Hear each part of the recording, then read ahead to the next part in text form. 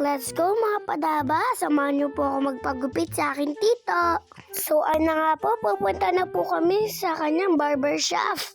At syempre, kasama ko din nga po pala ang aking mama at ate. Maglalakad na nga lang daw po kami at madulas ang daan. At ayan nga po, nagpakauna-una na nga po ako sa kanila. Medyo nga po malayo yung bahay nila sa amin mga padaba. Pero tinatamad si mama mag-drive. Dahil po madulas ang daan, napilitan na lang kami maglakad. At biglang naisip ko nga po pala, gupit ba oo nga po pala yung papagupit ko sa kanya.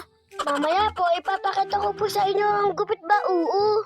At ito nga po, malapit na nga po pala ako sa bahay nila. At sana nga po, nandun yung tito ko para hindi sayang ang lakad. Sa wakas, nahuli ko din ang tito ko.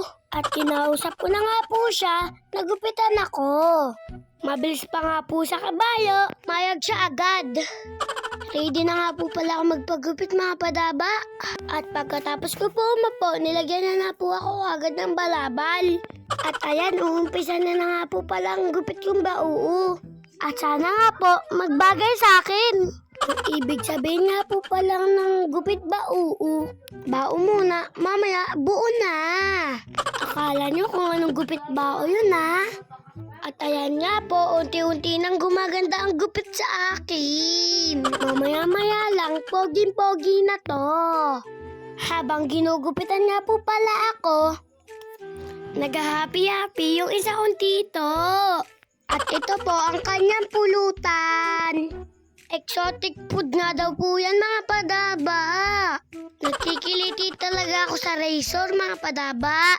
Ito nga po pala yung nakasunod sa akin, magpapagupit din daw. At ayan, malapit na nga daw po pala matapos. At ito nga po, sarap nga po pala maggupit ng aking tito at napapapikit pa nga po ako. At ang mura na nga po maningil.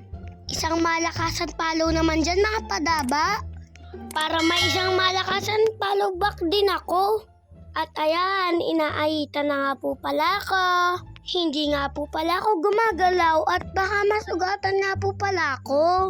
Hanggang dito na mga padaba. Natapos na nga po pala akong gupitan. Thanks for watching. Bye-bye!